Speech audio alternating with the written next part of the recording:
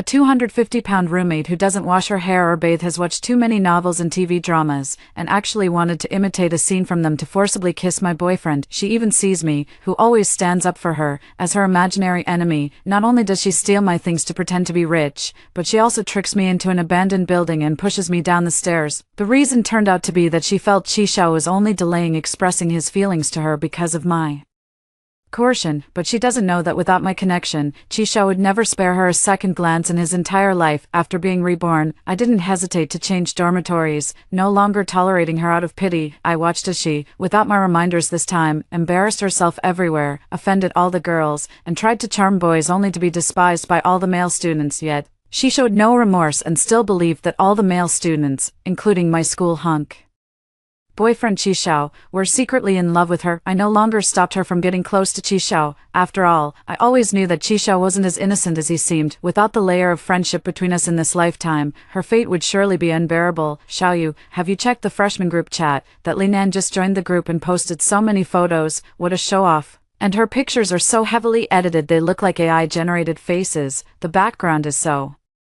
distorted. I thought a time-space rift had finally been discovered. Qin Kai has always been straightforward and outspoken, never mincing her words. In my previous life, I reminded her not to comment too much on others, secretly helping Li Nan out of a tight spot, but I never expected it would lead to such an outcome. I'm curious to see if, in this life without my goodwill, anyone will be able to tolerate someone as peculiar as Li Nan. Without saying a word, I opened the freshman group chat and, sure enough, saw the flood of photos along with Li Nan's affected, artificially sweet voice messages. Can I wear a skirt during military training? I've never liked wearing pants since I was little, so I'm sure I won't be used to it. Oops, how did my photo accidentally get posted? Boys are not allowed to look. Wow, do you have to be so disgusting? Before the voice recording finished, Qin Kai couldn't help but loudly complain, her face looking as if she had eaten something disgusting. In my previous life, I had assumed that everyone has a bit of vanity, so I verbally soothed Qin Kai a few times to prevent her from passionately speaking her mind in the group chat. This time, I turned off my phone, my face also showing a hint of unease, and I nodded slightly, saying, it does feel a bit off. Qin Kai seemed a bit surprised, as our families have been close for generations,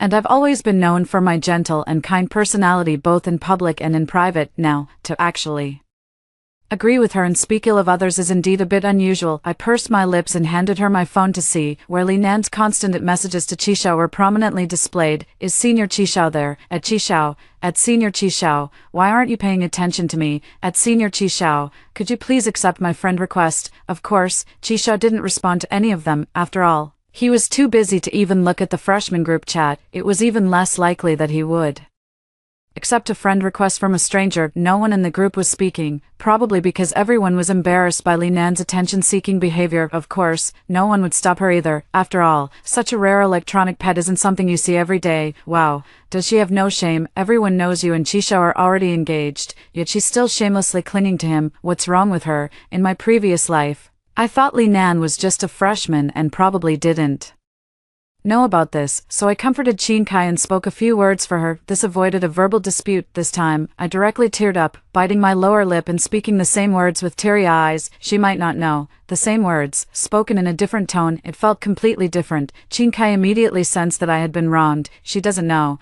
does she? I'll make sure she finds out right now. If you had put even a fraction of the effort you spend on editing photos into gathering information, you'd know that Qishao already has a girlfriend, wouldn't you? Still eagerly clinging on. Do you want to be the other woman? Qin Kai speaks bluntly, and even the words she types are full of aggression. Sure enough, before long, Li Nan fell silent as a mouse. I thought she would behave for a while, but I didn't expect her to send a message with a righteous air. The one who is not loved is the third party. In an instant, I felt both absurd and speechless, while the dormitory door was being knocked on. Hey, can't you hear? Why haven't you opened the door for me yet? I am the future mistress of the prestigious Qi family. Hearing the familiar sound of fat pressing against the windpipe, I knew it was Li Nan. In my previous life, I was the one who opened the door, and because of my good temper, she even ordered me to help with her luggage. What I got in return was her pretentiousness. She went around saying that the eldest daughter of the Bai family helped her with her luggage, showing how extraordinary her own status was. Who would have thought that someone actually believed it? And Li Nan even benefited a lot from it later. To maintain her fake persona as a wealthy lady, she stole my designer clothes and bags while I was away, tricking many people into serving her. Outside, Li Nan's voice grew increasingly impatient. Qin Kai was about to open the door, but hearing the commotion, her temper flared, and she refused to open it. I understood, and sat back down. After a while, Li Nan probably got tired of shouting and finally quieted down. Qin Kai leisurely went to open the door, and as soon as she did, she saw Li Nan standing there like a wall of flesh. She froze in place instantly, instinctively exclaiming, "Oh my God!" Li Nan's connected eyebrows were furrowed high, clearly displeased as she said, "What are you standing there for? Hurry up and move my luggage inside." As she spoke, she pushed the suitcase in her hand right in front of Qin Kai. Qin Kai seemed to still be a bit dazed, only realizing after a while that she had been ordered around. She rolled her eyes instantly and said without hesitation, "Get lost, you dare to order me around, must be your fat pressing on your brain." Li Nan couldn't quite grasp the deeper meaning in the other person's words, but she still mustered her spirit. "I am Li Nan, the future mistress of the Qi family." Qin Kai was stunned for several seconds before she finally reacted, hesitantly, pulling out her phone and saying, "Li Nan."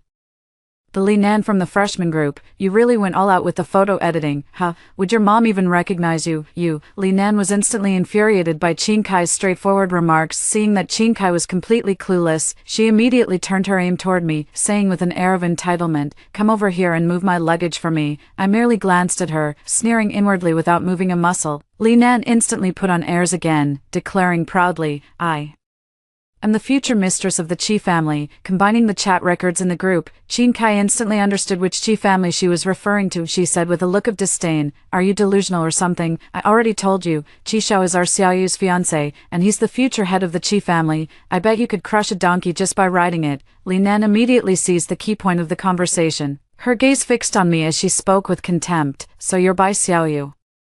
Before I could even open my mouth, she continued on her own, "What era are we in now? Arranged marriages are so outdated. Qisho definitely doesn't really like you. After all, you're as skinny as a bamboo pole. How could you compare to my voluptuous figure? Qisho only got engaged to you because he hasn't met me yet. Once he meets me, he'll fall in love with me at first sight. So I advise you to give up your position sooner rather than later. Otherwise, once I become the mistress of the Qi family, you'll be in for it." As Li Nan spoke, her eyebrows furrowed together, her eyes almost completely hidden by the flesh on her face, leaving only her thick lips moving relentlessly. I felt disgusted in my heart, but I didn't take any action. I simply turned around and left. After all, someone like Li Nan lacks self-awareness to an extreme degree. No matter how much you say to her, she won't listen, and she might even hold a grudge against you for it. It would simply be a waste of breath. All I need to do now is watch as she reaps what she sows. Li Nan's frantic shouting echoed behind me, giving me a headache. Qin Kai seemed to sense something and came over to whisper in my ear, "Wow, I've never seen such a weirdo before. Is she mentally ill or something?" Recalling Qin Kai's fate in her previous life, I silently nodded. "Could be. How can that be? Should we two move out and live separately?" Qin Kai's expression instantly changed. I didn't refuse, because in my previous life, I thought Li Nan had some issues with her mind and figured I could just endure it, but I never expected that, in order to make money, she would secretly film us with a pinhole camera. When caught, she even acted as if it were perfectly justified. "Filming a bit won't make you lose any flesh. As roommates, is it really necessary to be so stingy? Besides, you're acting so angry on the surface, but deep down, you're actually thrilled, aren't you?" Since the camera had just been installed and there was no evidence yet, reporting it to the police wouldn't have been of much use. Qin Kai and I had no choice but to accept the loss. Similar incidents happened countless times, and Qin Kai and I had no choice but to ask our counselor to change dormitories. Since it was the beginning of the semester, the two of us didn't encounter too many difficulties when changing dormitories. I was packing my things when Li Nan suddenly approached with a smile, pointing at the bag in my hand that I hadn't yet put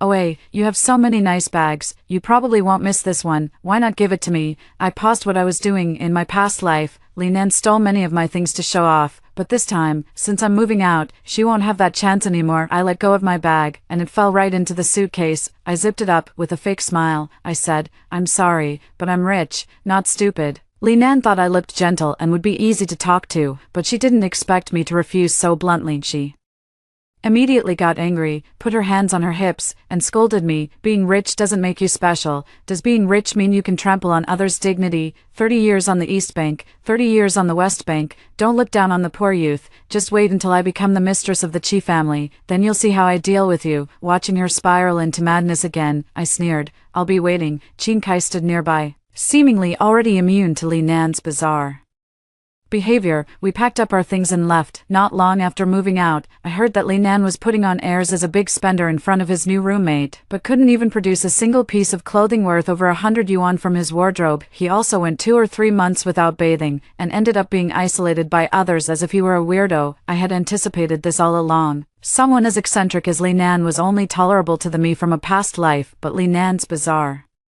behavior didn't stop there. During the military training assembly, I spotted a massive figure approaching from afar. Upon closer inspection, it was Li Nan, fully made up and wearing black stockings and a short skirt that barely covered her buttocks. The black stockings looked like they were about to burst under the pressure of her thigh muscles. Her eyelashes were cheap and resembled fly legs, and her heavy single eyelids squeezed them into a narrow slit. The entire appearance could only be described as a sight to behold in the worst way. As soon as she approached, a pungent mix of cosmetics and sweat hit our noses, nearly making the entire line gag. Yet Li Nan seemed completely unaware, basking in the attention and confidently winking at the group of boys. I faintly heard a wave of retching sounds, along with a continuous chorus of, your wife, just as Li Nan was reveling in her moment. She caught my gaze and immediately flashed a mocking smile. I always said it's definitely curvy girls like me who are more popular with guys, right? Just wait and see. Chisha will definitely fall for me. I stayed silent, just pinching my thigh repeatedly to keep myself from laughing out loud. In my past life, I earnestly advised Li Nan not to wear a skirt for military training, as the instructor definitely wouldn't allow it. After much persuasion, she reluctantly agreed, sparing her from punishment for improper attire. But later, she cursed me, accusing me of saying that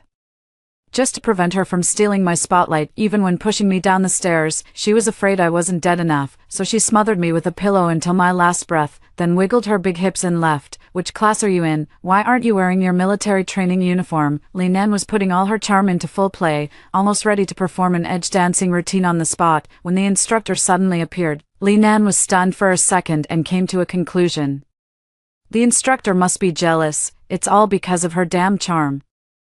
So she pinched her voice and, in what she thought was a coquettish tone, said, "Oh, instructor brother, I just don't think the military training uniform looks good." The instructor's eyebrows were so furrowed they could crush a fly, clearly not wanting to engage in much conversation with Li Nan. Can you just choose not to wear the military training uniform? Go run around the field once. Even with the instructor's furious expression, Li Nan could twist his words with her own unique interpretation. "Oh, I was wrong. I won't dress so nicely in front of others again. Please don't punish me, big brother." The instructor was stunned for a full minute upon hearing Li Nan's words, possibly never having encountered such a peculiar individual. I could even read a hint of confusion in his eyes. Before he could react, his face darkened instantly with disgust. "Don't call me that, and do 10 laps of frog jumps." Li Nan was startled by the instructor's stern expression but still muttered under her breath, "If you like me, why won't you admit it? Isn't that too much of a cover-up?" The instructor watched her dawdling and seemed equally overwhelmed by the smell emanating from her. He couldn't help but speak up sharply to drive her away. "Hurry up and go."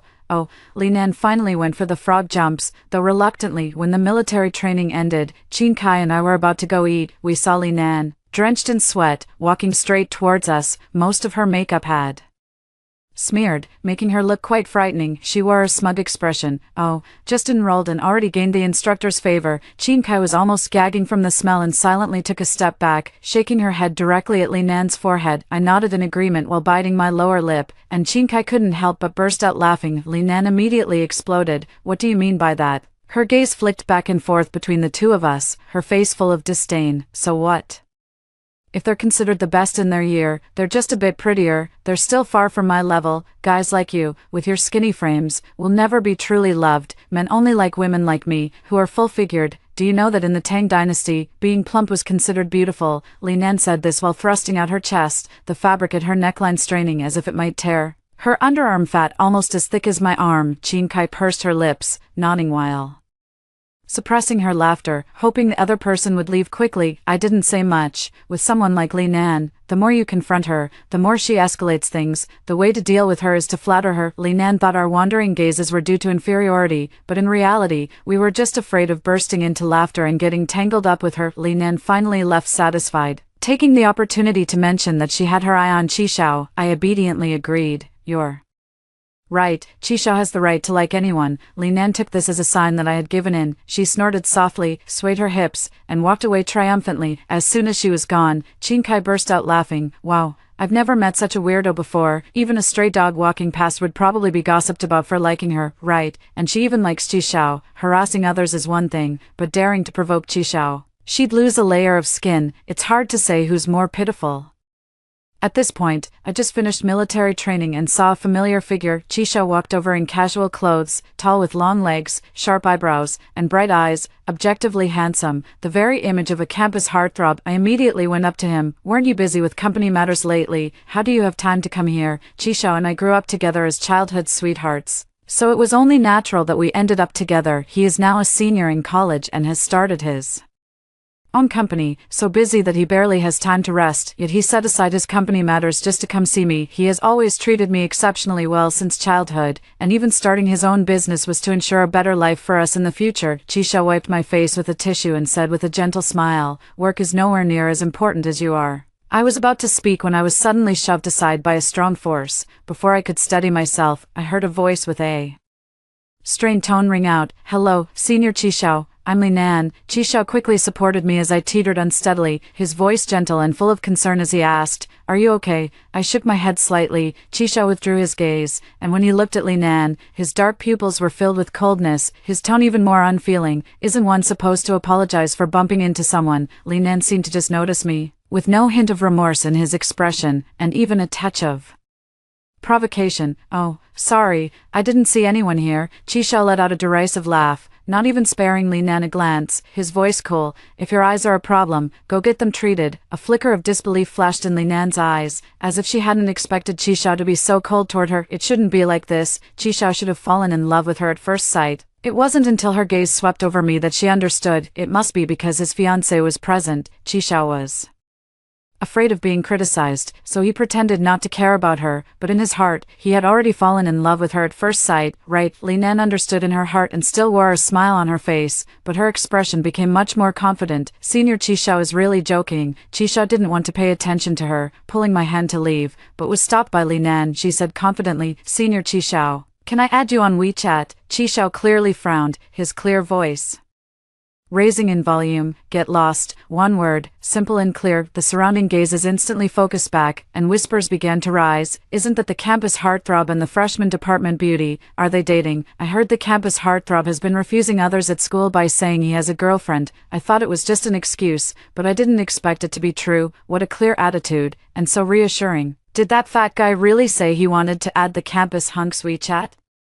How could he not see that they're a perfect match? "Oh, it's her, haven't you heard?" Li Nan's thick skin was appalling, completely ignoring the accusations around him. "Senior Qishao, everyone has the right to pursue happiness. Don't give up your own happiness because of family pressure." Li Nan thought that my engagement to Qishao was arranged by our parents. Little did she know that Qishao had long harbored deep feelings for me, and he couldn't wait to get engaged to me on the day I turned of age. I could clearly feel Qixiao's grip tighten, and looking up, I saw his jawline tense, clearly very unhappy. Sure enough, his tone was full of disgust as he spoke. "I told you to get lost, Qi." Li Nan's words were cut short, as Qishao gave her no chance to continue speaking. He grabbed my hand and pulled me away. Only after we had walked a distance did Qishao lower his head to meet my gaze, his eyes filled with tenderness, and he said seriously, "Xiaoyu, don't listen to her nonsense. My engagement with you is absolutely not my parents' idea." I understood clearly in my heart. Having known Qishao since childhood, I knew best what kind of person he was and how he treated me. I nodded and said, "Of course, I believe you." Qishao gave me a gentle smile, but his eyes darkened slightly when he thought of Li Nan. "Did that person hurt you today? Should I talk to the dean's office and get her dealt with?" I certainly knew what Qishao was trying to do, but just being expelled was far too easy compared to what Li Nan had done in her Previous life, I shook my head and said, forget it, it's just a bump. Qishao stroked my head, his eyes gentle. Our Xiaoyu is the kindest girl in the world. As he withdrew his hand, a complex emotion flickered in his eyes. Seeing that it was getting late, he escorted me back to the dormitory. I had just turned to go upstairs when Qishao picked up his phone and made a call. Hey, have you heard? That Li Nan knew the school heartthrob had a girlfriend but still rushed to ask for his contact information. Really, with her looks, how could she have the nerve? She really dares to dream. What would the school heartthrob want with her instead of his beautiful girlfriend? Is it because she doesn't shower, or because of the 3 layers of belly fat? The classroom was filled with discussions about Li Nan. Logically speaking, there weren't many witnesses that day, so it shouldn't have spread to this extent. I opened the textbook, suspecting that it was probably Qishao who had someone do it. He was afraid of affecting his image in my mind, so he arranged such things in secret, but he never expected that I not only knew about it but also fully agreed with his approach. After all, I understood the truth that good people are often taken advantage of in my previous life. As I was flipping through the book, a sharp pain shot through my shoulder. Before I could react, a powerful force had pushed me off balance. If not for the person next to me catching me, I would have fallen to the ground. You despicable wretch, it must be your jealousy that drove you to spread rumors about me. An angry voice sounded overhead. I saw Li Nan with his eyes wide open, the pupils just tiny dots, both comical and terrifying. I sneakily glanced around, and with just a few minutes left before class, the teacher had already arrived. Li Nan's voice was loud, almost drawing everyone's attention. My eyes welled up with tears, and I spoke in a voice neither too loud nor too soft. It wasn't me who spread the word about you asking for my boyfriend's WeChat in front of me. In my past life, I thought Li Nan was out of his mind, basically never meeting Qishao on campus. I'm afraid she might not know her limits and provoke Qishao. The intention was to do what was best for her, but I didn't expect her to think that Qishao was only refraining from taking action due to my coercion. In a fit of anger, they lured me to an abandoned, deserted building, pushed me down the stairs, and ultimately, I died with deep resentment. But she told the police that I was the one who wanted to go to the abandoned building, and that I fell down on my own, having nothing to do with her. Since the place was always abandoned and unmonitored, the police still let her go. Afterwards, she used the pretext of being my friend to deliberately get close to Qishao. Even though Qishao hated her, he had to tolerate her again and again because she was my friend. Later, Li Nan became even bolder, wanting to act out scenes from novels and movies, deliberately falling in front of Qishao, hoping to knock him down and accidentally kiss his lips. When Li Nan's 250-pound body came crashing down, Qishao dodged swiftly, leaving Li Nan groaning in pain. Qishao could see through her little tricks. If it were anyone else, he would have made them suffer immensely, but Li Nan was a friend from my past life, so he merely warned her and left, never giving her another chance to get close to him. After my death, Qishao rarely smiled again. He finally passed away in a melancholy state on a rainy night. I controlled my voice just right, not sounding deliberate yet ensuring everyone present could hear me clearly. Soon, whispers began to rise among those present. Wow, she's actually blaming others now. How shameless. Yeah, exactly. How did the department's beauty end up with someone like this? It's just too pitiful. Poor our gentle department flower. She doesn't even know how to curse. Li Nan's ears were not deaf.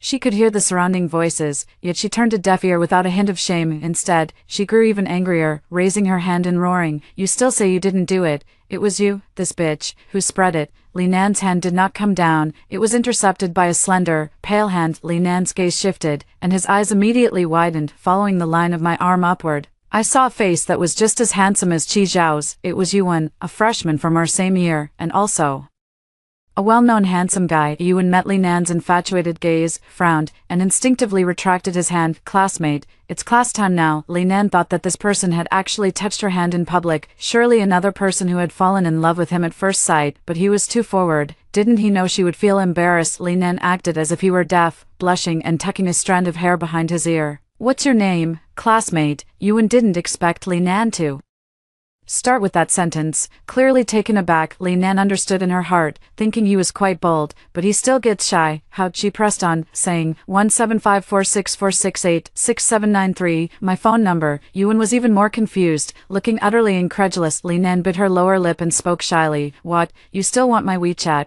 Aren't you being a bit too greedy? Yuan was stunned for a full second before he came to his senses, pointing to his forehead coldly. Classmate, I think you need to go to The hospital. As soon as these words were spoken, the surrounding burst into laughter. Wow, this guy is way too confident. Sexual attraction brain is invincible. Am I the only one who thinks she really needs to go to the hospital? I bit my lip, trembling all over as I struggled to hold back my laughter. Ewan glanced at me and immediately misunderstood, pointing at me and saying, also, shouldn't you apologize to this classmate? She's trembling with grievance, even with Linan's thick skin. She should have a bit of shame by now.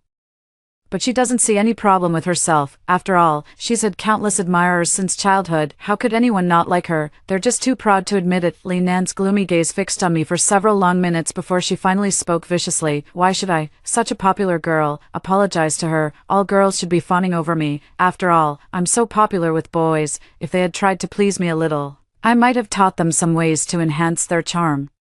Unfortunately, they're all just jealous of me, so they only deserve to watch me being fought over by men. As soon as Linan finished speaking, she stormed out the door. The room fell into a dead silence, with both men and women staring in shock, and some even began to doubt their own ears. Who exactly is scrambling for her? Is it you? Your wife ran away. Aren't you going to chase after her? Stop being disgusting. She's your wife. Your wife. The teacher had never seen such a bizarre situation and coughed several times before barely managing to steady his composure. Ahem, ahem, ahem. It's good for students to be confident, but don't overdo it like that classmate. After this incident, Linan became famous. Whenever she walked by, someone would quietly jeer, "Your wife is here, get lost, your wife." But Linan thought they were all competing for her attention, her head held high, and she even mocked me.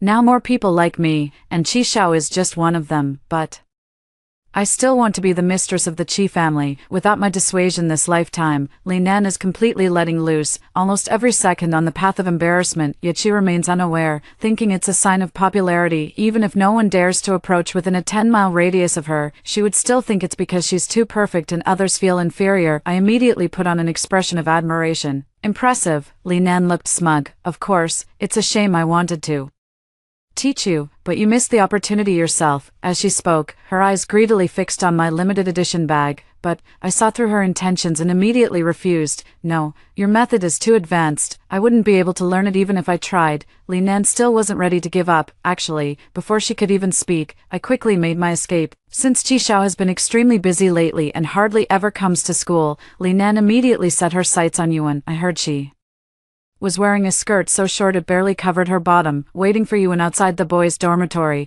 but he refused to come down no matter what, so she waited downstairs the entire night, thinking that even if Yuan really couldn't come down for some reason, someone would surely feel sorry for her and come to offer her warmth. Then, if she had to, she could reluctantly engage in a fleeting romance with them, but that was as far as it went. After all, she was destined to become the mistress of the Chi family and ultimately belonged to Chi Xiao. No one came down until dawn, and even those going upstairs avoided her. The school forum exploded that very day. I can't take it anymore. What on earth is that crazy girl trying to do, coming back to the dorm at night? I thought someone had thrown half a pig there. Thanks, I'll never dare to leave the dorm at midnight again. She's more effective than the security guards. Do you know how terrifying this is for a little boy who comes back to the dorm late? Chinkai read the comments on the forum one by one, laughing so hard she almost lost her breath. Oh my god, I can't take it anymore. What else can this grabbing sister possibly do that's so outrageous? It turns out we underestimated her. The next time we heard about Linan, it was through a phone call from the police station. The reason? Linan had read some romance novels and believed that getting drunk in a bar would lead to being picked up by a domineering CEO, but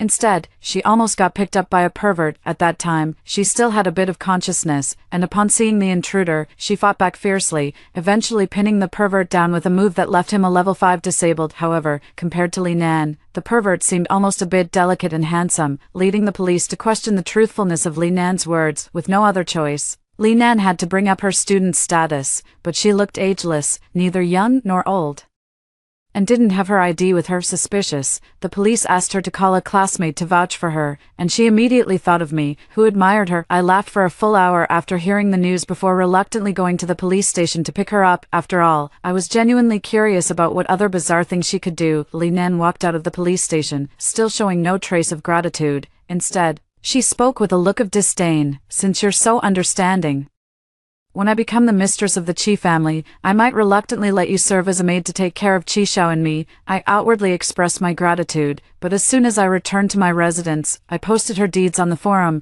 complete with pictures as evidence. Although Li Nan was unconventional, she wasn't stupid. As soon as she saw the pictures, she realized it was me who posted them at that time. I was taking a walk on campus with Qi Xiao, and when I turned my gaze, I saw Li Nan, her face filled with anger. She was about to confront me but changed her expression immediately upon seeing Qi Xiao, pretending to be weak in a way she thought was endearing. I trusted you so much, Xiao Yu, why did you spread rumors about me? Before I could respond, Li Nan's eyes flickered as she caught sight of Qi Xiao's flawless profile in the sunlight, suddenly recalling a scene from a certain novel. She took advantage of Qi Xiao's momentary distraction, deliberately leaning her body and falling.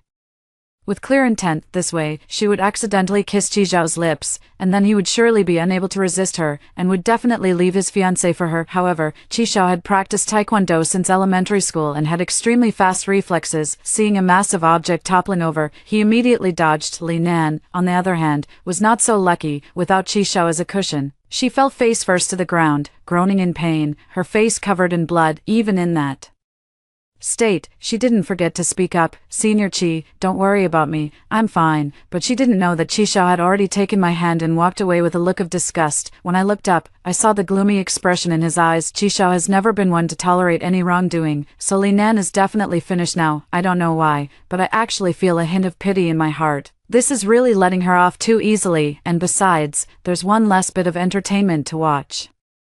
I looked up at Qi Xiao and said, she might not have done it on purpose. Qi Xiao lowered his head, the gloom in his eyes instantly vanishing, replaced by a gentle gaze. Xiao Yu, you're just too kind-hearted. The next time I heard news about Li Nan was when she dropped out of school. I heard that both her parents suddenly lost their jobs, and her parents, who favored sons over daughters, decided to save up for their son's bride price without hesitation. They made her drop out of school to go back and get married, I heard.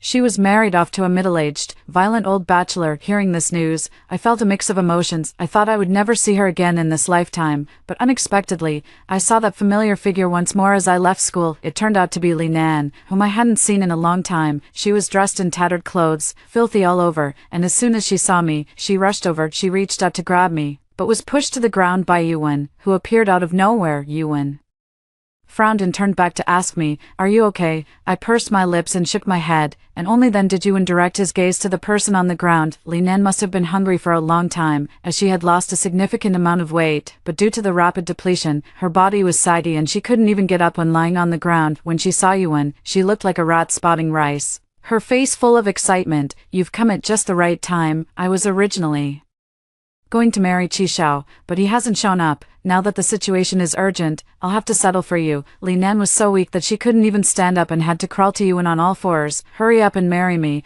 All it takes is 880,000 yuan in betrothal money." Yuan looked completely baffled, not saying a word as he silently backed away with me. Li Nan seemed to grow anxious, shouting, 500,000 is fine too." Yuan still did not respond. Li Nan gritted her teeth, her face pained as she spoke. 200,000, not a penny less. Looking at Li Nan on the ground, I pieced together most of the story. Likely her family wanted her to marry an old bachelor, and she had run away because she disagreed. "You ungrateful girl, we raised you for so long. Not only do you not repay us, but you dare to run away. We'll break your legs." Suddenly, a group of people ran out into the street, led by a woman with a sharp and mean face. When Li Nan heard this voice, her body trembled like a sieve.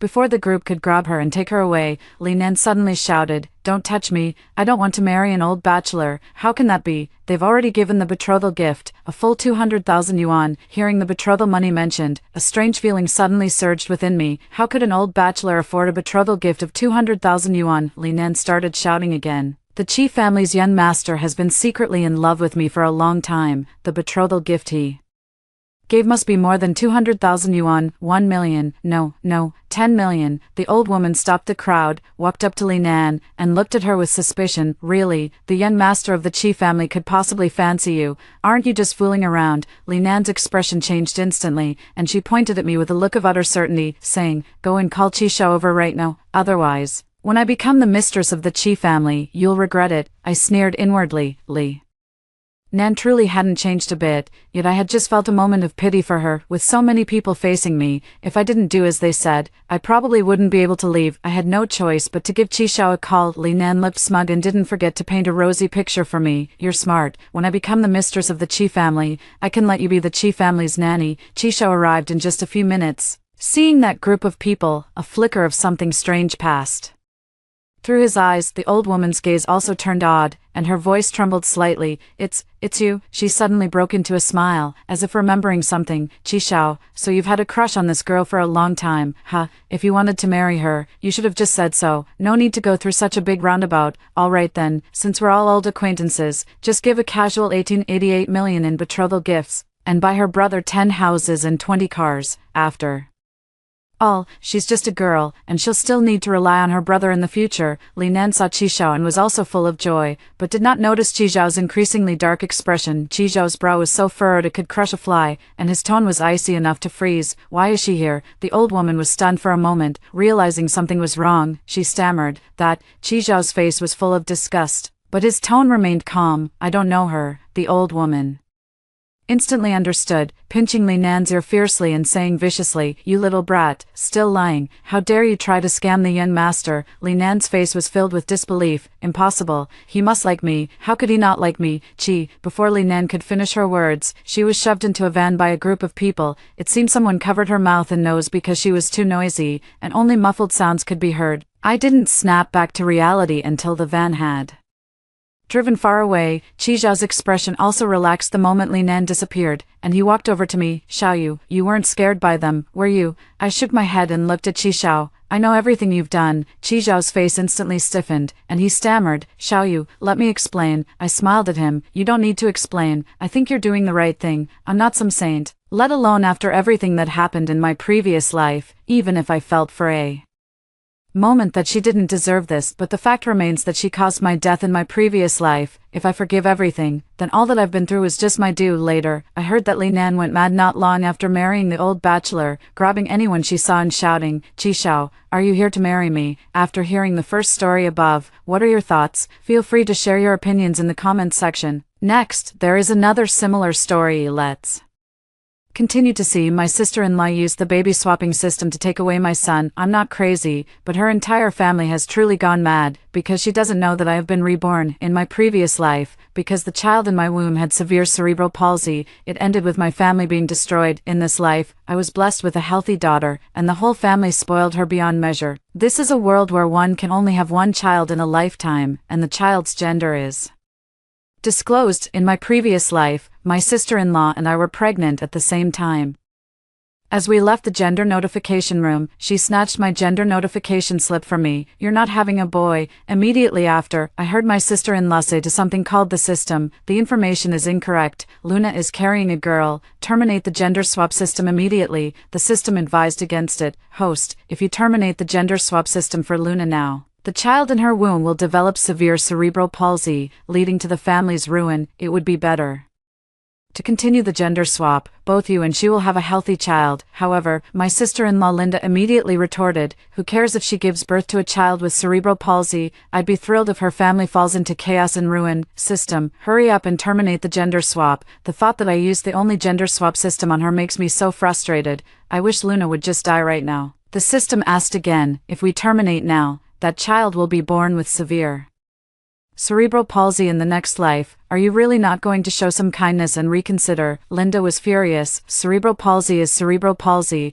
as long as it's not my child. Hurry up. I'm already annoyed thinking that I'm carrying a daughter, and you're still here nagging me." The next second, I heard the electronic voice of the system announcing the termination of the fetus swap. Linda left satisfied, and before she went, she grinned at me. "Luna, your good days are coming soon.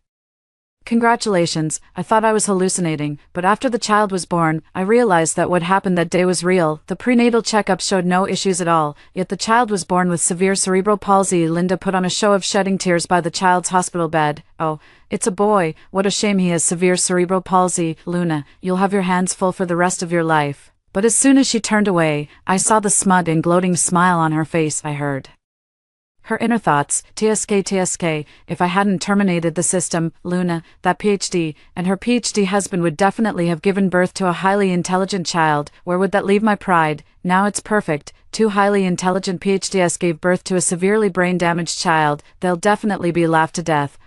Their whole family will surely fall apart just as the system predicted. I'm looking forward to the show. Furious, I slapped her across the face, but since only I could hear her thoughts, Linda falsely accused me of bullying her out of jealousy for her having a healthy child. In the end, Linda posted the video of me slapping her online. I suffered long-term cyberbullying and, unable to bear the pressure, developed depression. In a daze, I eventually jumped off a building with my severely brain-damaged son in my arms. My husband also died of depression after our deaths. When I opened my eyes again, I had returned to the day my sister-in-law and I walked out of the gender notification room. Linda snatched my gender notification slip. How is it a girl? Then she immediately snatched back the protective jade she had given me earlier, intending to terminate the fetus exchange just like in the previous life. However, in this life, I firmly pressed down on the jade and said to Linda, "Oh, sister-in-law, you've got the wrong report. Look." Although the pregnant woman's name is also Luna, she's 37 years old, clearly not me. Linda glanced at the report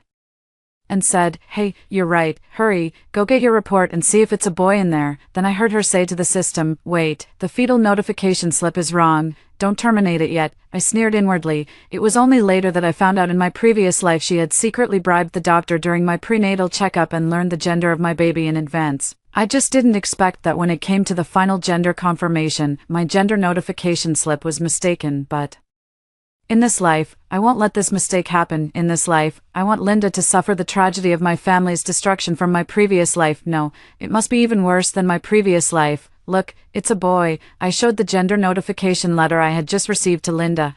Great, it's a boy. Linda immediately put that miscarriage-preventing jade back on my wrist. I heard the system ask, "Host, do you still want to terminate the fetus swapping system?" Linda said fiercely, "Are you blind? Didn't you see on the gender notification that Luna is carrying a boy? Quickly and officially activate the fetus swapping system and transfer the son in her belly into mine right now." The system was about to start when Linda waved her hand again. Wait, my heart skipped a beat. Was she going to change her mind again? It turned out that Linda was worried she might end up raising someone else's son, so she double-checked. System, hold on, I have one more question. After the fetus swap, if a genetic test is done later, won't it show that it's Luna's son? Then I'd be at a huge loss. The system replied, "Host, rest assured, once the swap is successful, within 3 seconds, the fetus will inherit you and your husband's genes and lineage, transforming into your biological son, and this baby girl of yours will also be transformed into Luna's biological daughter." Good, then start it immediately. Linda eagerly gave the command. Soon, I heard the system's confirmation message. "Dear host, the fetus exchange system has been successfully activated. You have completed the fetus swap with Luna and now successfully have a son." Then, I heard Linda's ecstatic inner thoughts. Linda, I'm going to have a son. Luna, you wretched woman, you gave birth to a worthless daughter. You won't be able to hold your head up, and everyone will laugh at you. But she didn't know that my husband Simon and I had always wanted a daughter. In our previous life, we prayed to the gods every day. For this, on the day I received the gender confirmation report, I immediately called my husband Simon. He took time off work that very day and flew back from abroad. I want to be the first to kiss my little darling. Even then, the daughter we thought we had was still only in the womb. In this life, we have finally gotten our wish, and we will spoil this little one to no end. As for Linda's family, they will live in the hell we experienced in our previous life, after the fetal exchange system succeeded. Linda immediately went for a paternity test this time. Her notice said it was a boy. Since my mother-in-law was waiting for the results at home, Linda and I went back together. How did it go for both daughters-in-law? My mother-in-law looked full of anticipation. Linda threw the appraisal report on the table with great confidence. "Mom, I'm carrying a precious boy. You promised, if it's a boy, you'd give me $100,000. Her mother-in-law took a look and, seeing it was indeed a boy, immediately beamed with joy. "Great. A boy is wonderful. I'll transfer $100,000 right away." Shortly after, Linda's phone dinged, and she received $100,000. "What about you, Luna?" Her mother-in-law turned to me expectantly. "You're a PhD. After all, if you have a son, he's definitely going to Tsinghua or Peking University in the future." Before I could even speak, Linda said, She's having a worthless daughter, Luna. Don't be upset. A daughter is quite good too. When she gets married, you can get at least $100,000. Dollars in bride price, it's not a loss, Linda grinned, ready to see me embarrassed. To my surprise, I grinned and said, sis, you better hold on tight to that $100,000 mom gave you tonight. After all, it won't be long before you not only empty out this $100,000, but also drain the entire savings you and my brother have built up over more than a decade. By then, you'll surely be grateful to that precious son of yours in your belly, seeing that I wasn't ashamed of having a daughter, but instead was being sarcastic. Linda stomped her feet in anger. Luna, you're just jealous that I'm having a son and cursing me. I shrugged and said, why would I curse you? Of course, I'm wishing you and your precious son a lifetime of happiness together. Seeing me say this, my mother-in-law comforted me. If it's a daughter, then it's a daughter. Both you and Simon are PhDs, so the daughter you have won't be bad at all. When the time comes, we'll raise her well, and she can marry into a good family. That would be considered a task accomplished. I immediately retorted, Mom, who says that having a daughter and marrying her off is considered a task accomplished? My daughter, if she wants to marry in the future, she can. If she doesn't want to, Simon and I can support her for the rest of our lives. Our own precious daughter, of course we'll cherish her. If you favor boys over girls and look down on my daughter, then I might as well not come home for the new year next year.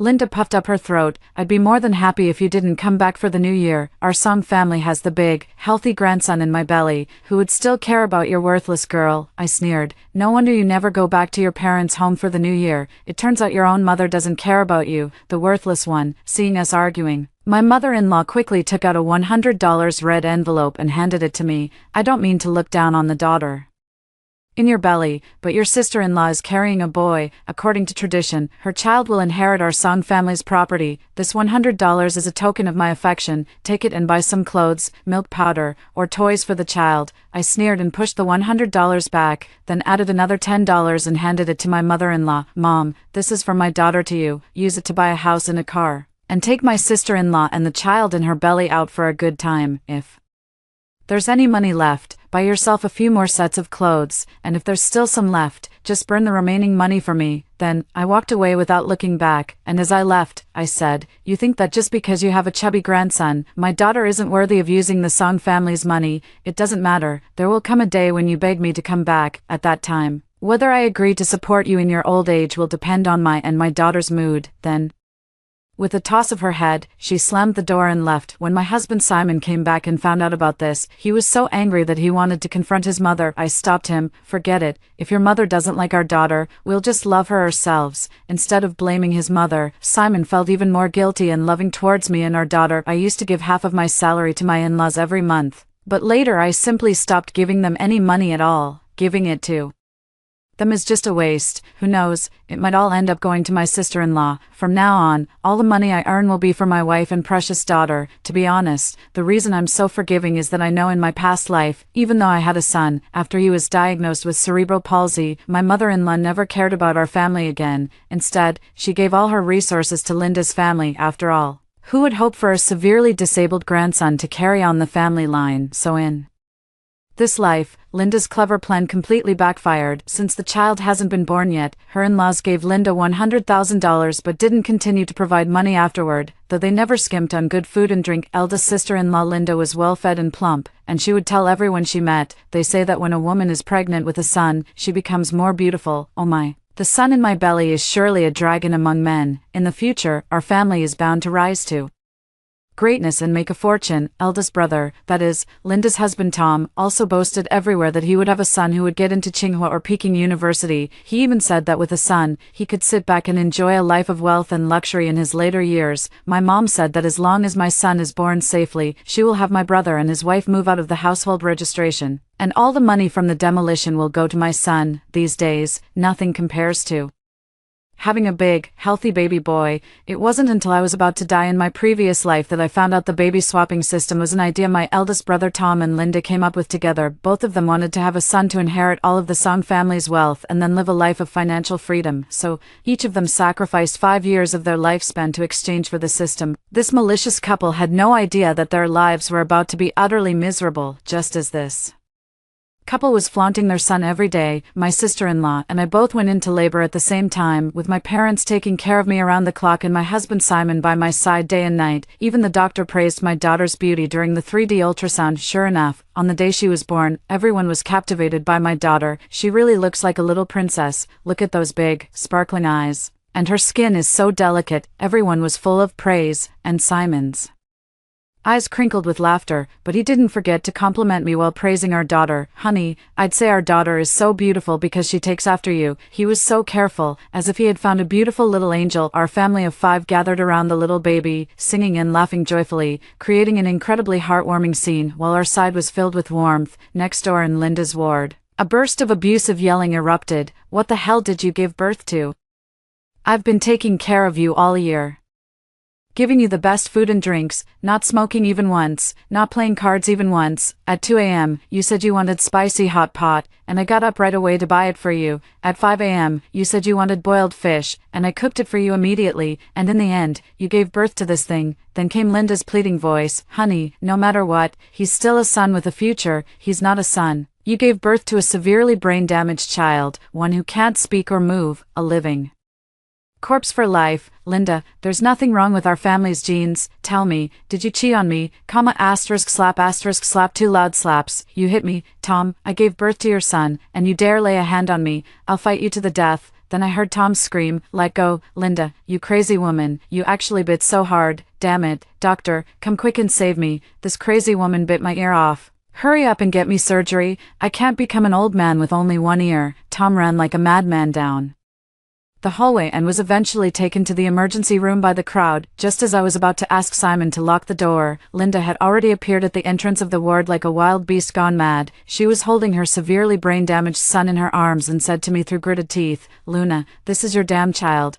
I want you to give back the daughter who rightfully belongs to me. After saying that, Linda fiercely pounced on me. Just as Linda rushed in frantically, an even crazier woman also charged in at that moment. As soon as she entered, she grabbed Linda's hair fiercely and immediately slapped her across the face. I saw clearly who it was. It was my mother-in-law, who had rushed over upon hearing the news. You wretched woman, you've got some nerve, daring to hit your own husband. The husband is the wife's sky, and you actually dared to strike your own sky. You even bit off your sky's ear. Enough of that. You still have time to cause trouble at your second daughter-in-law's place. Hurry up and go take care of your husband. Linda was stunned by her mother-in-law Molly's 2 lightning-fast slaps. Both cheeks immediately swelled up, but she quickly snapped back to her senses and threw her cerebral palsy-afflicted son to the ground. Fine, I just got slapped by your son, and now I'm being hit by you, you old hag. Just watch me scratch your face to shreds today. Linda forgot that she was supposed to swap children with me. She changed her target and lunged at her mother-in-law's hair. After all, the mother-in-law was older, and Linda's claw quickly struck her face, leaving a bright red scratch that immediately made her left cheek look disheveled. But the mother-in-law didn't hold back with her words. You wretched woman, you deserve to be hit. Just look at what you gave birth to. Tom was right, our family has good genes. It's impossible for us to have a severely brain-damaged child. Who knows which shameless man you had this with?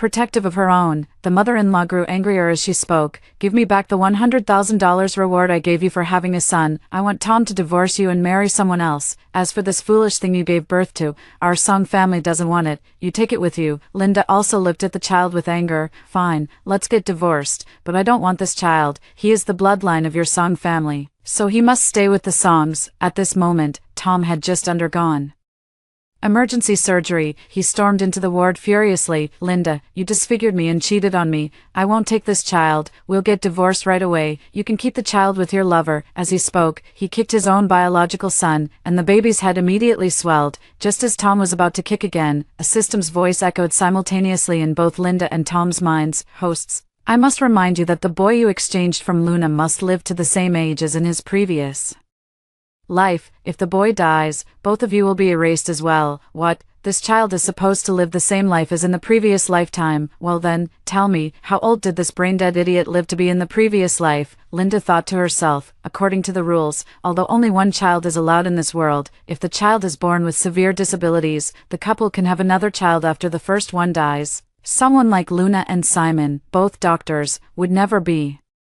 willing to raise a brain-dead child for a lifetime. They would definitely find ways to get rid of this child, she thought. If he lives past the age of 1, I'll consider it my loss. However, the system informed her, according to the records, your son lived to be 12 years old in the previous life. Please be sure to follow the system's rules. Otherwise, if your son dies before the age of 12, both hosts will be completely erased. As soon as the system spoke, Tom was so frightened that he immediately held the child in his arms and cried out for the doctor to save him. The doctor rushed into the ward and, upon seeing the badly injured child, made an immediate decision. Initial assessment suggests a head injury. Emergency surgery is needed. You need to go pay $100,000 right away to complete the hospitalization process. When Linda heard about the payment, her face turned pale. Doctor, why does it cost so much? I only kicked him a few times. A boy shouldn't be that fragile.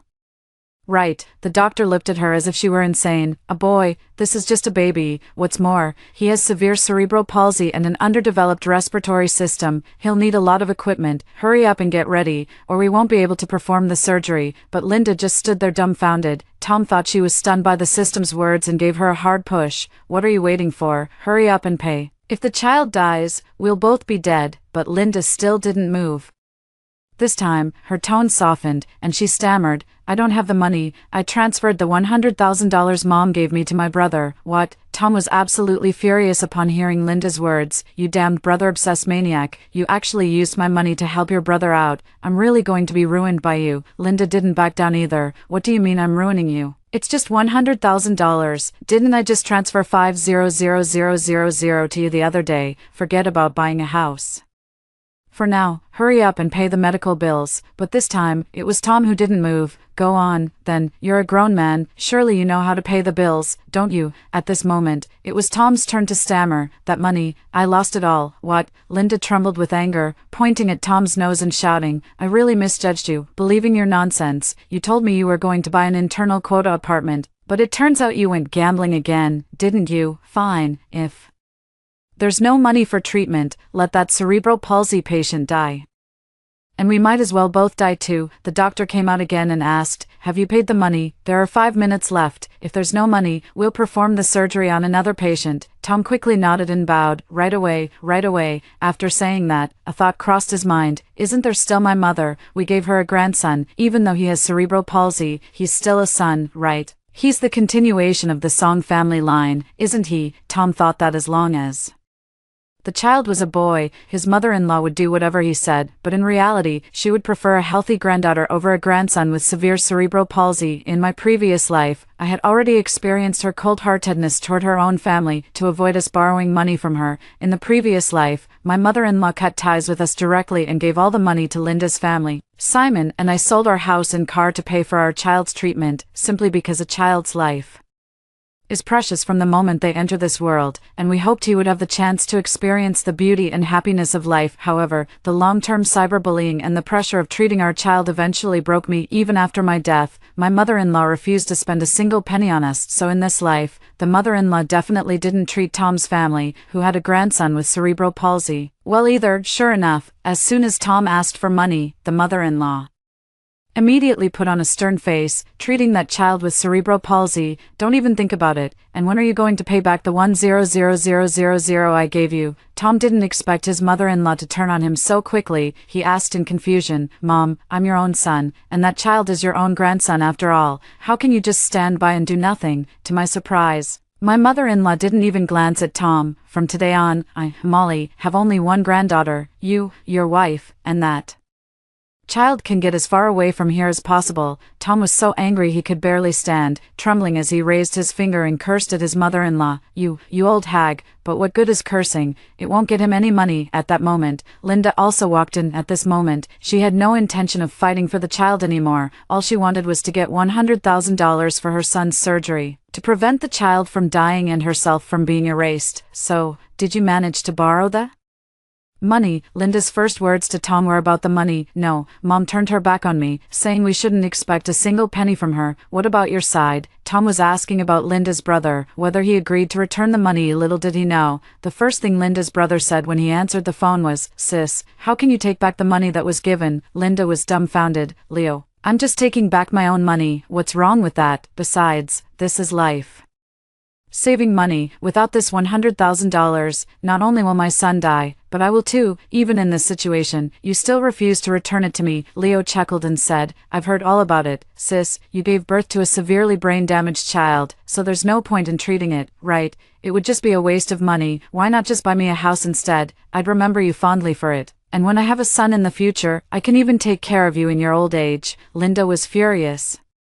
Unable to get the money from her brother, she called her own mother and asked her to demand the money from Leo. However, as soon as Linda's mother heard that she wanted the $100,000 back, she immediately sided with her son. Leo, you've already given it to him, and now you want it back. What kind of sister are you? If I say it out loud, people will just laugh at me. Linda had no other choice, she said. Since you're not willing to return the $100,000 to me, Mom, can I borrow it from you instead? If I don't have that $100,000 to save that person with cerebral palsy, I'll really die. Mom, I'm not lying to you. Linda thought to herself that her own life was on the line. Surely her own mother wouldn't just stand by and do nothing. But when Linda's mother heard that her daughter wanted to borrow money from her, she said without hesitation, "Your brother is buying a house, and all the money has been given to him. I was actually planning to ask you for money to cover my living expenses, and here you are, asking to borrow $100,000 from me. I have no money to give you. If you want my life, take it." After saying that, she hung up. Linda said to Tom, "My brother refuses to pay back the money, and my mom won't lend us any either. It looks like we'll have to borrow from a loan shark." But when Linda opened various loan apps, she realized she had already been blacklisted. She glared at Tom through gritted teeth and asked, "What's going on?" Tom finally confessed that he hadn't lost $500,000, but $5 million. "I've borrowed from everyone I could. There's nowhere left for us to get money." Tom crouched down, holding his head. "It's all your fault, insisting on that gender selection system. We had a perfectly healthy daughter, but you had to swap her for a son with cerebral palsy. Not only did we fail to get the money, but now we might even lose our lives. Why did I ever marry such an unlucky woman like you?" Linda looked at Tom and said weakly, "What's the use of complaining? We should focus on how to get the money, or we'll soon be meeting the king of hell." Just as they were in despair, I, lying on the hospital bed, finally seized the moment to speak. "Need money? I can help you. You, Luna, will help me." Linda was the first to question, it must be said. Her skepticism was justified. "I certainly didn't have good intentions. Of course, there's one condition for helping you. All 3 of your family members must move your household registration out. I'll transfer $100,000 to you immediately. In my previous life, the compensation for that homestead demolition was $14 million. Based on the per-person allocation, our household, Simon and I, should have received $6 million, but because I was cyberbullied by Linda and Tom and developed depression, I couldn't hold on and jumped off a building with my son a year before the demolition. My husband, devastated by the loss of us, also died of depression, so, in the end, Linda and Tom easily inherited our share.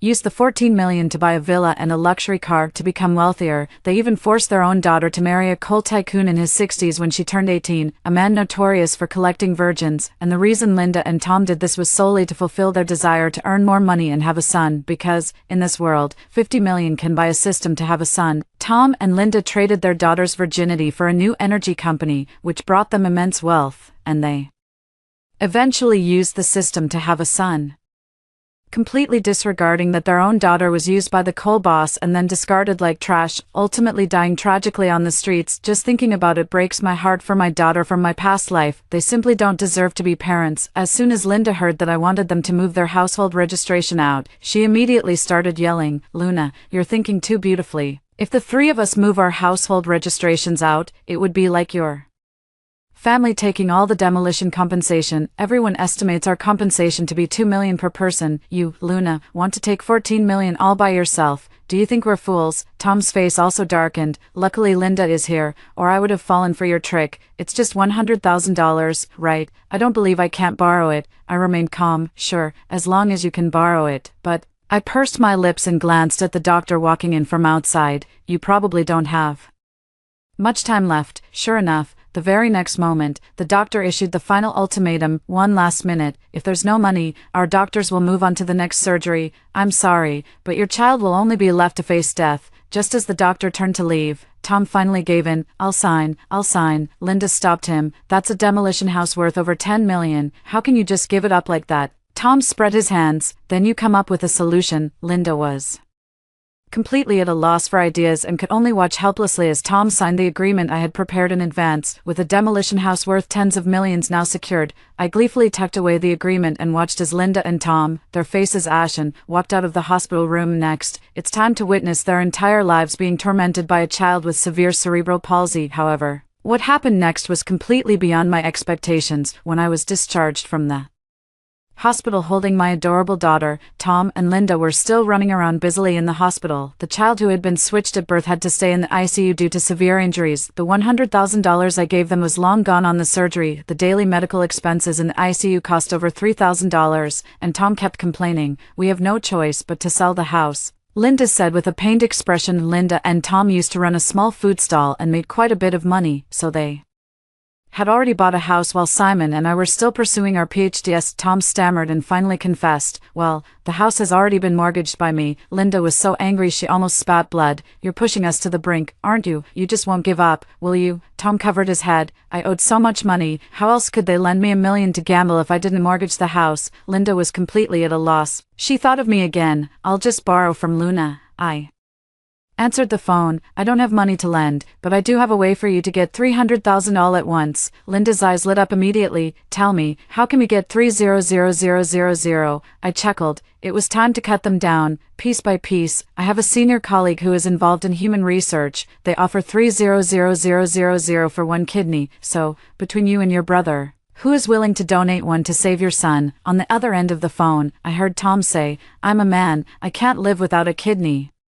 "You're a woman, you go," Linda scolded him from the other side. "Look at you, what kind of man are you? Having a kidney or not doesn't affect you. If it weren't for your gambling, we wouldn't be short on money for our son's treatment." The doctor's voice could also be heard. "Linda, Tom, you need to pay for your son's medical expenses, otherwise, we'll have to move him out of the ICU in 3 days. I said slowly on the other end of the phone, "Take your time to think it over, but let me tell you, there are too many people short on money these days. I'm only telling you this because we're relatives. Once the donation quota is filled, we won't accept any more. Oh, by the way, I asked my senior brother, and they're only accepting 2 more donations. It's up to you whether you want to donate or not." After saying that, I hung up the phone. And now, if their son can survive, they can survive. What's the loss of a kidney, after all? Sure enough, less than 10 minutes after I hung up the phone, Linda called. "Tom and I have discussed it, fair and square. We'll each donate 1 kidney. That makes 600,000, right?" I smiled faintly. "Then I'll just take both of yours. I'll talk to my senior brother right now." 3 days later, both Tom and Linda became single kidney individuals. Their son, born through a surrogate pregnancy, survived by stepping on their lives and blood. Tom and Linda finally breathed a sigh of relief, but they never expected that this was only the beginning. Just like in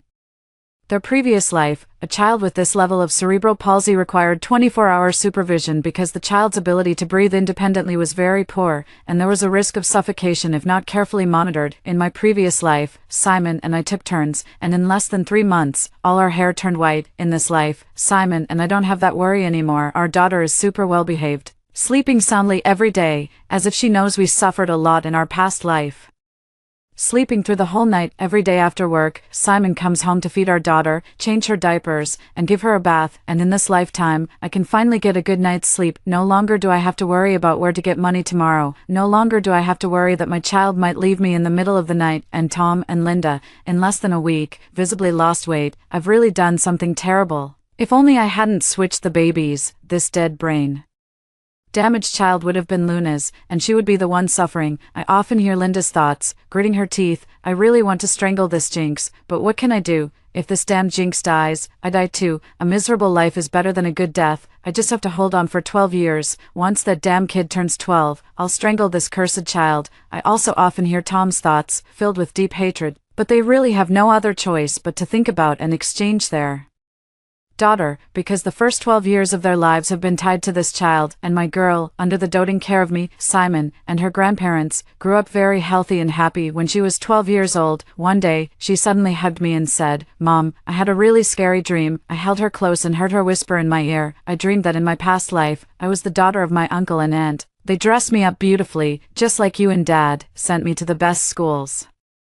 to study, learn music, chess, calligraphy, and painting, and practice horseback riding and golf." As she spoke, my daughter began to cry. "But later, when I grew up, they gave me to a really disgusting old man. He did terrible, terrible things to me, and then I died. The snow was so heavy that day." "Mom, you've raised us to be so beautiful. Are you going to give me to that grandpa too?" My heart ached when I heard this. I held my daughter tightly and told her, "Sweetie, that is indeed a scary dream. Mom and Dad can assure you that you will always be your own person. No one can give you away to someone else. You are the most amazing girl, and only you can decide your own life. But when you feel scared or helpless, always remember that Mom, Dad, Grandpa, and Grandma will always be your strongest support. Mom loves you." My daughter's tears soaked my shoulder. I heard her murmur softly in her sleep, "Mom, it's so wonderful to be your daughter in this lifetime." The daughter has grown more and more graceful, and Linda and Tom have finally made it through 12 years, because I heard the system's voice once again. Congratulations to both hosts. Since the swap child has lived to the same age as in the previous life,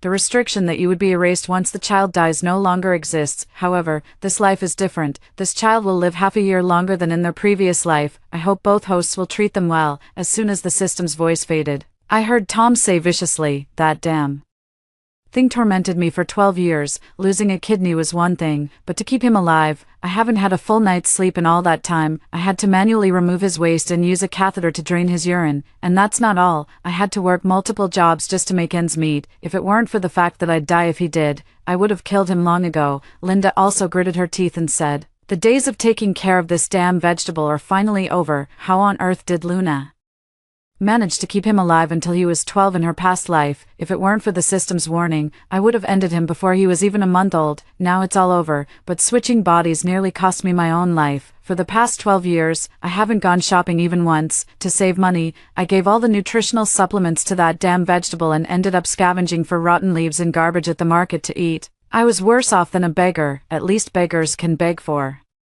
money during the day and sleep at night. I haven't had a single proper night's sleep in 12 damn years. Finally, I'm free. I thought that given Linda and Tom's character, they might just abandon this child with cerebral palsy, so I planned to find a nursing home for the child with cerebral palsy. After all, he was once in my womb. However, just as I was about to take action, I discovered that Linda and Tom had started a live stream with the child with cerebral palsy. The name of the live stream was "Save My Child with Cerebral Palsy," but because of severe cerebral palsy, the child was almost like a vegetable, unable to cry or laugh, so the live stream didn't have much appeal. The few scattered netizens commented, "What's the point of live streaming a child sleeping?" Exactly, there's nothing special about this. I'm so bored. Until one day, Linda discovered a new world. As long as she pricked the fingertips of that child with cerebral palsy with a pin, the child would cry loudly. Thus, the couple found the key to gaining traffic. Tom specifically obtained a medical certificate for severe cerebral palsy from the hospital, while Linda sat in front of the camera holding the child. On the surface, she appears to be a gentle mother, but behind the scenes, she pricks her own son's fingertips with a needle just to gain more views. Although this child has severe cerebral palsy, his crying is truly heartbreaking. He probably wants to live too. Let's all come together and send more rockets to save them. By pricking his fingers and toes, Linda and Tom's livestream viewership skyrocketed. Even I, who rarely use TikTok, came across their livestream, but as the mother of a child with cerebral palsy in my previous life, I could tell at a glance that something was wrong with the child. A child with severe cerebral palsy wouldn't cry at all without external stimulation. I suggest Linda and Tom stop harming the child. Some netizens accused me. Who are you? The child has severe cerebral palsy, not a vegetative state. Isn't it normal for them to cry? Checked her profile. It seems her family had a girl. Could it be that she's jealous of others having a son? This woman is just too malicious. Even though the other person had a son, there's nothing wrong with wanting to earn money through live streaming to treat his illness, right?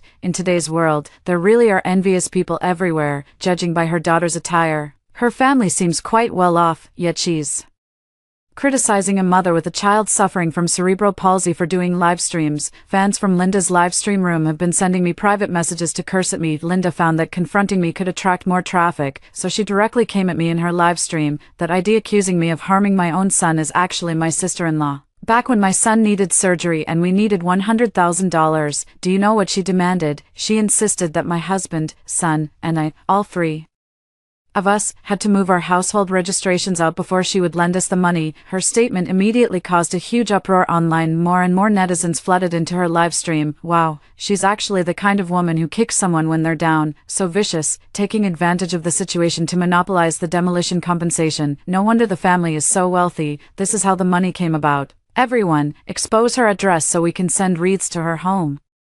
Linda, you must keep streaming more often to earn more money and make that woman furious. Exactly, she must be jealous of the money you make from streaming. Just keep streaming with your son to earn more. We support you, Mom Lynn. Do you need our help? tell me her address, and we'll go splash paint on her place. On one hand, Linda hypocritically said to let it go, that as mothers, women shouldn't make things difficult for each other, and that she just wanted to earn more money to treat my son with cerebral palsy. On the other hand, she used a secondary account to post my home address in the comments, intending to stir up a cyberbullying storm like in the previous life. However, she doesn't realize that the more she stands in the eye of public opinion, the closer she is to death, because, after learning about what she did to that child with cerebral palsy, I had already thought of using online public opinion to punish her, to make her die from cyberbullying, just like I did in my previous life. So, when Linda's live stream reached its peak popularity, I connected with her live. Seeing that it was me who connected, Linda's expression turned a bit unpleasant. She wanted to end the live stream, but the platform then displayed a prompt. This is an official live stream organized by the All China Women's Federation. If you stop broadcasting midway, all previous earnings on the platform will be reclaimed. Linda had no choice but to force a smile and play along. Sister-in-law, I heard that because you've been taking care of your severely brain damaged child for 12 years, you were named a National Good Mother and praised by the All China Women's Federation for promoting the experience of caring for children with cerebral palsy. I'm really happy for you, but may I ask if you could show your son's fingers to the audience in a live stream? Linda's face turned pale. My son is afraid of the cold, especially his hands and feet, which are never exposed. This is the main reason he has been able to live healthily until now. I smiled slightly, but I received a report accusing you of abusing your child to gain attention. How do you explain this rumor? Tom appeared on camera. We stand upright and fear no shadow. Some people are just jealous of our current popularity and want to bring us down. I hope all netizens will not believe the rumors. I presented the explanation letters issued by major medical authorities. As a medical doctor, I have consulted experts from various fields to evaluate a child with this level of cerebral palsy. Without strong external stimuli, he is incapable of reactions such as crying or laughing. Given the credibility of the sources, the staff from the Women's Federation advised Linda, how about this? We'll adjust the temperature in the live broadcast room to 30 degrees now. That way, it should be safe for the child to expose his hands and feet. If the child shows no issues, wouldn't that be the perfect way to put an end to the rumors? Moreover, it could demonstrate that the medical field isn't always entirely accurate. Isn't the purpose of this live broadcast to educate the public about the treatment and recovery of children with cerebral palsy? After saying this, the temperature in the live broadcast room was immediately adjusted. All eyes were fixed on the couple, Linda and Tom. Netizens also commented, yeah, just show everyone the hands and feet, it's not a big deal. Didn't they say before that the gloves and foot covers are changed every day? They can change them even in a drafty house, so it shouldn't be a problem to take them off for a quick look. Always hiding things like this. Could it be that they really have something to hide? Linda was left with no choice. Her face turned pale, and she suddenly began to convulse all over. Tom immediately understood. I'm sorry, my wife has been taking care of our child with cerebral palsy for so many years, and her health is poor. She's having a seizure and needs to rest right away. Let's pause the live stream. However, they didn't know that I, as a guest, was in the live stream and had long anticipated they would pull this kind of stunt. I didn't expose them earlier because I wanted to use this platform, visible to netizens nationwide, to strip them of their disguises. I guarantee in my capacity as a medical doctor that Ms. Lynn is not having a seizure. How could someone's eyes dart around so alertly during an epileptic episode? I asked the staff to wipe away the saliva Linda had deliberately drooled, then stepped forward, crouched down in front of the child with cerebral palsy, and carefully removed both gloves. The child's 10 fingers were covered in countless tiny holes. Oh, that's terrifying. Look at his hands, they're really full of holes, and they all seem to have been poked right through the fingernails. It looks painful. No wonder that child with cerebral palsy was crying. It turns out it was a reaction to external stimulation. Then, I took off the child's socks. The entire toes and soles of the feet are covered in dense needle marks. Look, this child's feet are almost rotting away. I suddenly realized that the situation might be far more serious than I had imagined, so I lifted the child's chest and back again. It was all needle marks, some even with large steel nails driven in. This is too cruel and bloody. Wasn't the live stream supposed to be for treating the child? Is this how you treat someone? But it's strange. If they wanted to harm their own son, why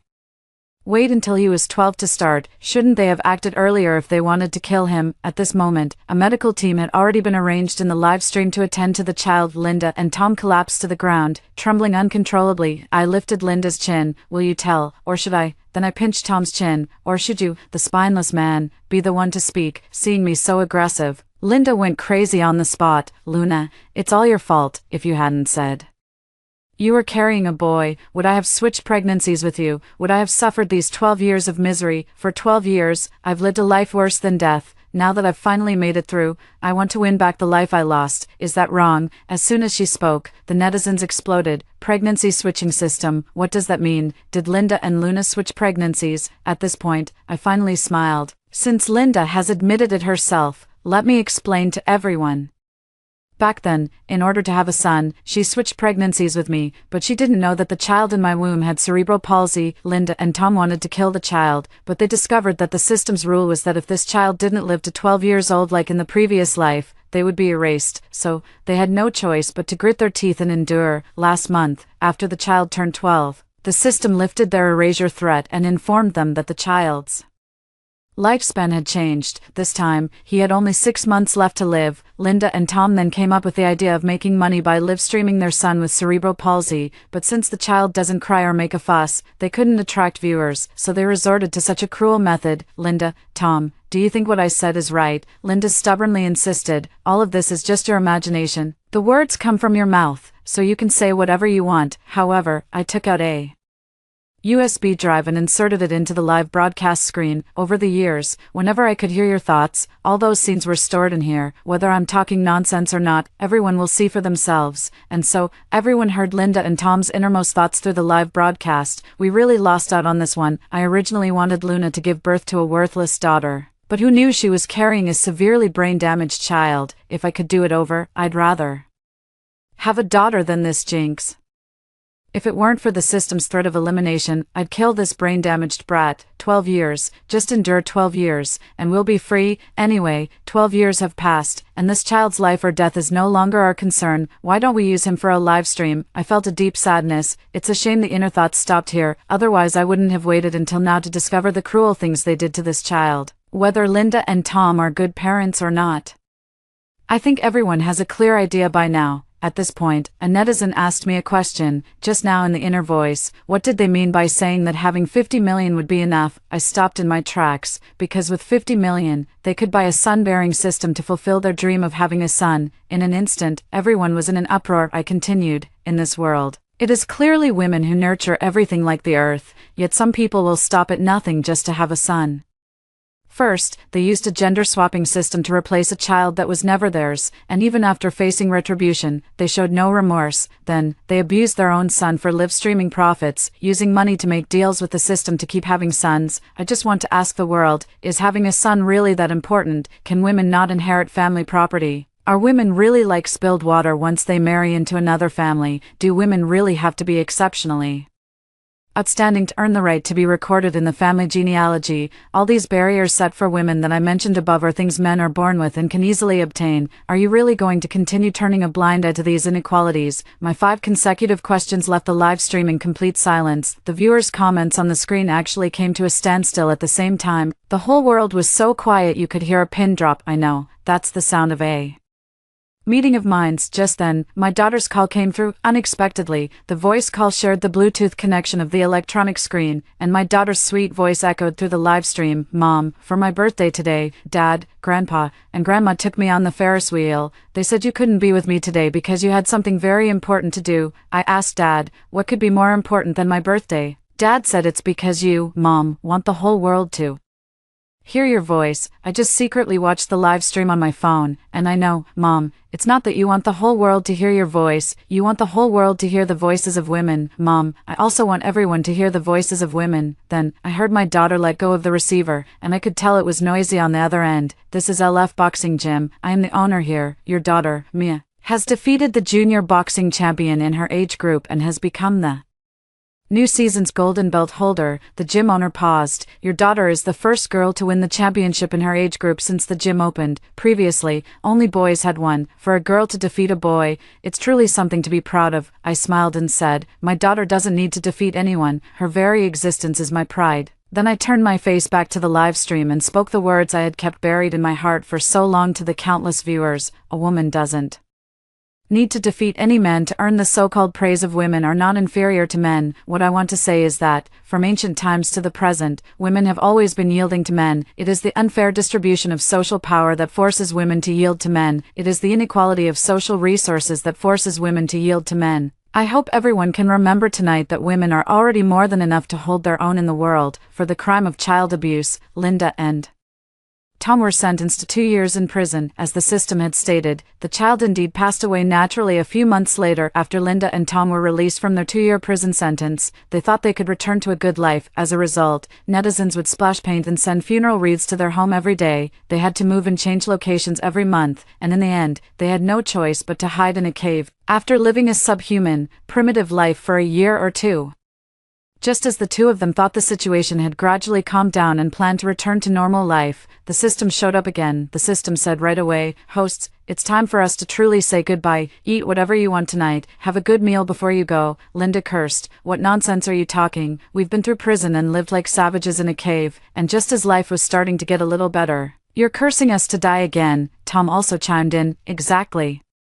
We worked like dogs for that child for 12 years, got nothing out of it, and even ended up in jail. After getting out, we were cyberbullied and had to hide in a cave, eating wild fruits and drinking muddy water every day. We finally managed to prepare to come down and start a new life, and now you're cursing us to die. What a wicked system." However, the system chuckled. "Have you two forgotten, when you bought me, you exchanged your own lifespans for it? I'd say you really are a pair who didn't wish to be born on the same day but are destined to die on the same day. Your lifespans are exactly the same. Go be a ghost couple down below. Oh, and by the way, dear, Luna asked me to tell you, when you get to the underworld, remember to kneel and apologize to your daughter from your previous life." Linda exclaimed in shock. "Luna told you to tell me. How would she know we bound with you?" The system smiled faintly. "I was bought by Dr. Luna in this lifetime and gifted to the two of you, Linda and Tom." Finally realized that in this life, the first thing I did after being reborn was to exchange 5 years of my lifespan for the reincarnation system. This system can only be exchanged once per person, meaning that the reincarnation system Linda and Tom have in this life was exchanged and gifted by me. Whether they choose to bind with it or not is beyond my control. However, the ugliness of human nature does not change with reincarnation. They still chose to exchange the system. What good does this do for you, Luna? At this point, Linda and Tom were able to communicate with me through the system as a medium. "It doesn't do me any good, but it does good for the child in my womb." After being reborn, the reincarnation system immediately sought me out. I could have used it myself to transfer the child with cerebral palsy to you, but the system told me that if I used 5 years of my lifespan to gift the reincarnation system to you, and if you accepted the system's binding in this life, then not only would the girl who was humiliated, abused, and died on the streets in the previous life become the precious daughter I've always wanted, but the son with cerebral palsy from the previous life could also be reborn as a normal child in the next life. No matter what, I've always regretted not being able to make him a happy child in the previous life, so I immediately agreed to gift the system to you." Linda was taken aback. "So it was you who gifted us the system? How foolish of you to be willing to trade 5 years of your life to save 2 children who aren't worth it." I smiled disdainfully. "I'm afraid you'll be disappointed. When I agreed to trade 5 years of my life for the fetal exchange system to save those 2 children, the system notified me that, due to the power of my good intentions, it exempted me from the life exchange requirement." I chuckled. "So, I didn't have to trade any of my lifespan. In fact, the system even rewarded me with an extra 10 years of life for my virtuous deed." 10 years, Linda exclaimed. "That's impossible. Why does the system favor you? We lose years of life for using the fetal exchange system, but you actually gain them." At this moment, the system's voice of elimination began to sound. "Linda, Tom, your lifespan has reached its limit. In 3, 2, 1, you will be eliminated. We regret to inform you that you will have no chance of rebirth, no afterlife." Following that, the screams of Linda and Tom echoed, accompanied by the system's cold voice. "The system discerns the human heart. A kind heart prolongs life, an evil heart ends it. Dr. Luna, congratulations. Due to your kind heart, an additional 10 years of life have been credited to you. 10 years of life have been credited to your daughter, and the opportunity for rebirth in the next life has been granted to the child you were unable to protect in your previous life. He will surely be a healthy and happy child in the future." The system said. A year later, I became pregnant with my second child, and the gender notification form showed it was a boy. I knew the system was right. The child had returned. After hearing the story above, what are your thoughts? Feel free to share your opinions in the comments section. Looking forward to hearing from you. If you liked this story, don't forget to like it, share it, and subscribe to my channel. See you next time.